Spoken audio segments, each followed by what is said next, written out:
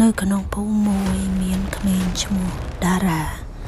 គាត់ចូលចិត្តស្ដាប់រឿងខ្មោចខ្លាំងណាស់ប៉ុន្តែគាត់ក៏ខ្លាចខ្មោចផងដែរថ្ងៃមួយតារានិងមិត្តរបស់គាត់បានឃើញផ្ទះចាស់មួយនៅចុងភូមិមនុស្សគ្រប់គ្នានិយាយថាទីនោះមានខ្មោចតូចមួយរស់នៅ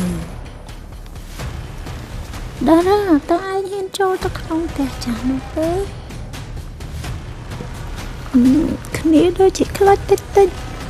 ប៉ុន្តែគ្នាចង់ដឹងថាក្នុងផ្ទះនោះមានអ្វីទៅពេលតារាដើរចូលទៅក្នុងផ្ទះចាស់គាត់បានឮសំឡេងអ៊ូអធ្វើឲ្យគាត់មានអារម្មណ៍ផិតភ័យជាខ្លាំងខ្យល់បក់ល្វើយប៉ះបង្អួចលើក្រាំងហើយទ្វារក៏របើកនិងបិទដោយខ្លួនឯង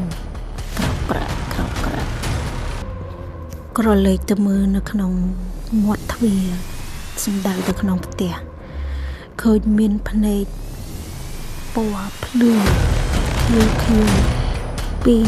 ចេញពីក្នុងផ្ទះហើយក៏ជាកូនខ្មោចតូចមួយចេញមកពណ៌សស្គុះហើយក៏និយាយថាខ្ញុំសុំទោសខ្ញុំគ្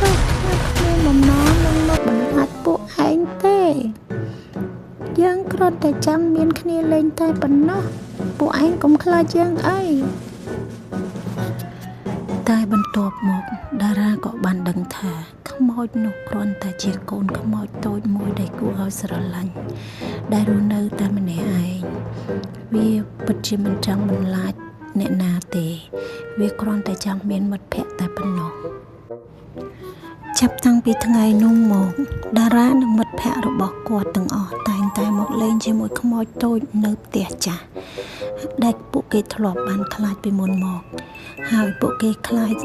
ទៅជាមិត្តភក្តិនឹងគ្នាទីនោះខ្លាចទៅជាកន្លែងដែលសប្បាយរីករាយសម្រាប់ក្មេងៗ